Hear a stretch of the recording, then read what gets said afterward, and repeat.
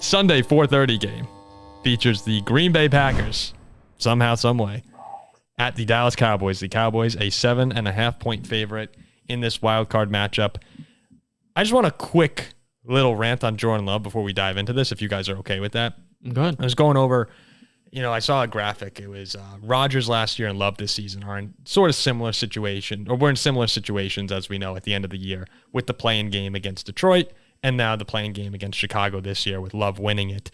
Over the final 10 games of each of those years where the Packers were kind of coming on towards the end of the season, Love went 7-3. Rodgers was 5-5. Love threw for 266.7 yards per game. Rodgers 209.8. 21 touchdowns compared to 3 interceptions for Love. 15 touchdowns, 9 interceptions for Rodgers. Passer rating 108.2 for Love, 87.9 for Rodgers. So we saw Love outperform Rodgers in almost every single statistical category over the final 10 games of last year and this season. And we really kind of saw the evolution of a star forming in Green Bay. I'm hoping not. I really hope it was more of a flash in the pan. But if you were to have a second half of the season MVP, Jordan Love would be right up there. He was that good. And remember, the beginning of the season, it was a lot of people saying, he has the physical tools to be great, but he's inaccurate sometimes. He can be amazing, but he doesn't close out games. But the receivers aren't where they have to be. And those are reasonable concerns. But then, over that second half of the year, went from 32nd in completion percentage to 6th over the final 10 games of the year. He had game-winning drives against the Chargers, game-winning drive against the Panthers, ended the game against Chicago. And that receiving core of Wicks, Reed, Melton, Dobbs, Watson hasn't even played. Now they look like one of the more enviable position groups that you'd have around the NFL with how young they are and how talented. And to me, it's all just a testament this season to, I hate that. I hate that right now, what I'm saying. What's coming out of my mouth right now, I hate what I'm saying because I can hear it's bullshit. The Packers fans cheering me on. Our Green Bay and I don't Packers. like this at all. But it really is a testament to the Packer culture that, they didn't panic. They eliminate the outside noise. They don't listen to what everybody's saying. That's what got you Rodgers in the first place. That's what got you Love in the first place. When you were 2-5 this year, that's an easy time to get nervous, but there was never an eruption. And that's why we're sitting here now saying, look at all these young, talented players who are performing at the highest level of their careers at the same time. Good for you, Green Bay. I really hate that I'm talking this positively. Like, this is the first time where I feel like I erupted and said enough of this on the show. But yeah, fans are clapping you out right now. No, they are. It's horrible. It's horrible, but it's all true. And that the process has rewarded them yet again. So Ziggy, I'll go to you first here. As we sit in the studio before wild card round, is this a feel-good story for the Packers where they came against the odds and Jordan Love had a little spark going on this playoff run? Or do you think that there's a serious threat behind this Packer team to actually go on a, maybe even a conference championship Super Bowl run? I don't want to sound like I'm overhyping this team and just saying what the fans want to hear. But the more I look at this team, the more dangerous they look. Right? You talked about the first half of the season was absolute garbage. And somehow it seems Love has just miraculously fixed all of those accuracy concerns. Right? They finished 6th in EPA per pass over the course of the whole season. The second half was so much better. You look at how much better the running game has been with Aaron Jones, right? The fact is he's been able to consistently be successful. He's second in the NFL in success rate. Dontavion Wicks, UVA grad, absolutely love to see it. He has come alive. Throw it in there. Jaden Reed is good. I can't believe this, but Dontavion Wicks is averaging 5.6 yards after the catch per reception. That's only 0.1 yards less than Tyreek Hill. You know who that's more than? CeeDee Lamb, Cooper Kupp, Jamar Chase, Brandon Ayuk, Amon-Ra St. Brown. They're playing like an elite offense over the second half of the season. And the fact is, when you go into the playoffs of an elite offense, even if the defense isn't all that great, I get that the defense has problems, and that might be what holds this team back. But the thing I like about this Packers team is they seem blissfully unaware. They don't seem to realize that they're not a team that's supposed to be doing this. In their view, we're the Packers. We're always successful. Blue skies. We go on and perform. They haven't had the heartbreaks that Dallas has had, right? You can just see in this Dallas team that they've been traumatized. Packers fans are going to say they've had some heartbreaks. No, I mean that this current team right now is not a team like Jordan Love has not experienced a playoff meltdown. Not when he's playing. Yes. Yeah, I think Stroud said the same thing about the Texans right now. He said part of what's fun for him on the McAfee interview, he was like, "Yeah, we don't really understand the moment, and that could be an advantage." Oh, did you see who said Steven said he had no chance? Oh yeah. Stroud was like, "No chance." All right. Yeah. That was me. Bad. Can't you see this being a situation where Dallas has all the pressure in the world on them every single season to perform? They choke in these situations. And here's Green Bay just waltzing into a playoff. Nothing to lose, really. That's a big advantage for the Packers. I do believe that while for the sake of this channel and the amount of Packers fans that have shown us love throughout the season, I'm rooting hard for them in this game because I want this to continue. And I love these fans showing us this support. But I do believe that the inexperience and the youth will show on the road in the playoffs against a team who hasn't lost at home the entire season. Mm-hmm. To close out the year, Green Bay has looked good, but they've played the Panthers, they've played Minnesota, they've played the Bears at home and really didn't look that great. They were okay. But now going on the road to Dallas, a little McCarthy revenge game, Dak and CeeDee Lamb, and a team who hasn't lost in that building, I'm not going to pick against them. So I'm going to take Dallas in this game. As much as I want to see Green Bay go in there and win, I just don't see it happening. I believe this Dallas defense gets to Jordan Love a little bit. But this Cowboys team, I mean, I get that the numbers suggest they're a juggernaut, but I see a lot of vulnerabilities here. Right? The Seahawks walked in and bullied them to 35 points, almost won. The Lions had them dead to rights, and in my view, unofficially won the game. Right? They absolutely melted down against the 49ers. They lost to the Cowboys, or they lost to the Cardinals, excuse me. So it's not like this team isn't capable of bad performances. And you ask yourself, what's caused these bad performances? It's the fact that they're 28th in the NFL in yards after catch per reception on defense. They keep giving up big plays there. And their second level run defense is awful.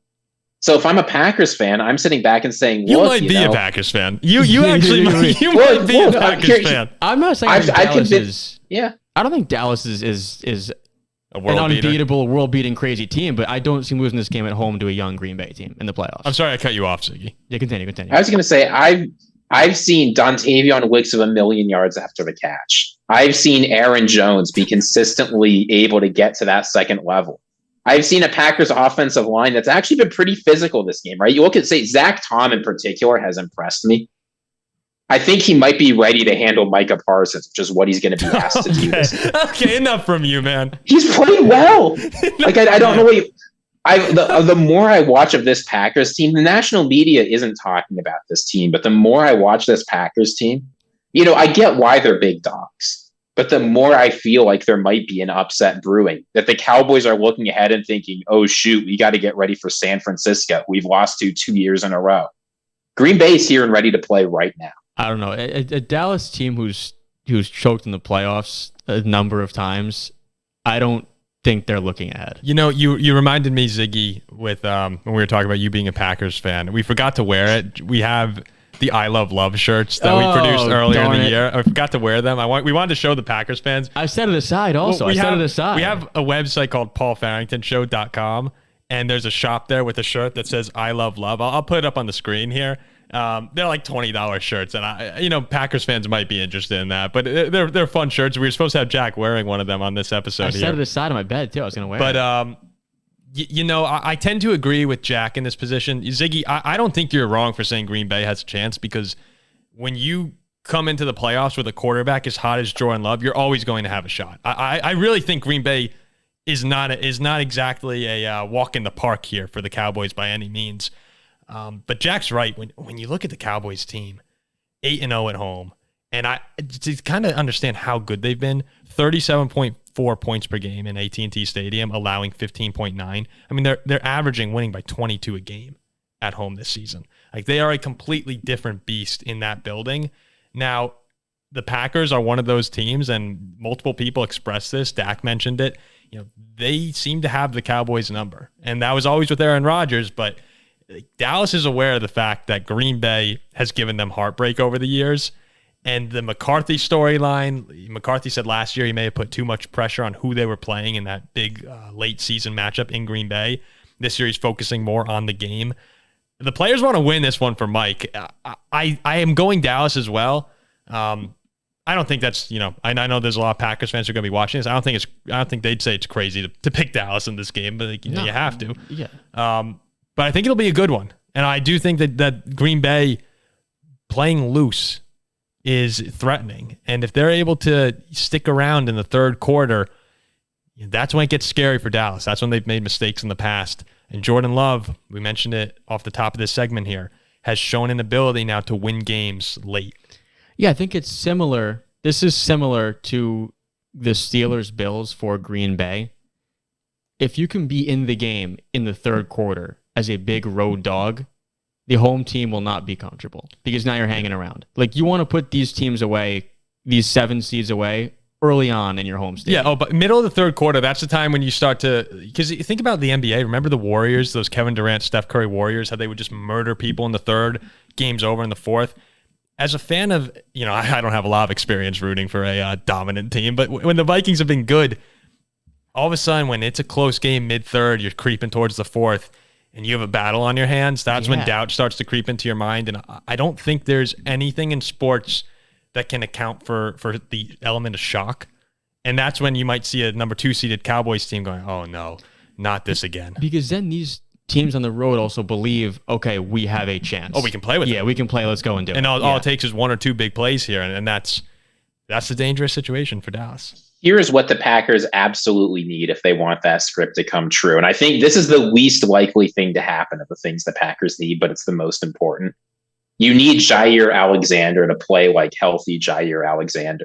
He's missed a lot of games this season between the suspension for a game and this, I think it was 7 games due to the shoulder. And when he's played, it's clearly been bothering him. I mean, if you look at the numbers, he's not had a great year. CeeDee Lamb is a huge threat. And they made Jair Alexander the highest paid cornerback in football, hoping that in times like this, when the Cowboys need CeeDee Lamb to put up 150 yards, Jair can shut him down and stop that from happening. So if Jair Alexander can play at his best, like he's supposed to, this Cowboys offense is going to have a much harder time. I mean, Tony Pollard and Rico Dowdle are not going to get it done. It's like Zeke and Pollard last year. It's just not good enough. I found that weird all season, the Pollard. I mean, he, after whatever leg injury he suffered in the postseason last year, must have just ruined him forever. I don't know. But that's the matchup that I'm watching coming into this game. Because if CeeDee Lamb gets to do his thing, forget it. The game's over. He's been so good. Yeah, he's been. he won me the fantasy championship. He's been the best in the league. He's been besides Tyreek Hill. Okay, so there you go with the Packers-Cowboys. I got Dallas. Jack is Dallas. Ziggy, are you officially on Green Bay? I can't believe this, but I think I've talked myself into it. I'm taking the Packers. I really think they've got it. Do they win in San Francisco too? Almost certainly not. Well, we'll get there. I'm much more scared of this San Francisco team. I'm just like, look, I can't believe this has happened. Maybe I'm just so upset that the Green Bay Packers have gone on to have success this year that I feel like the sky is the limit. I think you like it. You sick son of a bitch. I think you're enjoying this. It's so stupid that the Packers are, not only are they in the playoff. I mean, do you remember where they were after that absolute blowout month in October? 2-5. Remember that Tampa Bay game? Can you believe they have gone from that Tampa Bay game where Baker Mayfield walks into Lambeau and lights them up to where they are now? It's the Denver game, the Vegas game. What's absolutely hilarious is the fact early on this season, we put out a reel where, Paul, you're like, this team they are screwed. Doomed. This team is doomed. I remember I said, bye-bye, Jordan Love. Your career's over. I said that. Minnesota had Kirk Cousins. We all thought they had decent value for the division. Division champs last year. What are the odds of the Green Bay's in the playoffs and the Vikings finished 7-10? Oh, we had the most. We'll get to this more in the offseason, but we had the most disappointing NFC North season by far. It was terrible. Yeah. It was terrible. Horrible.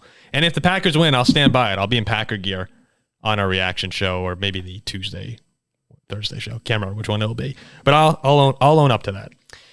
Okay, let's get off the Packers.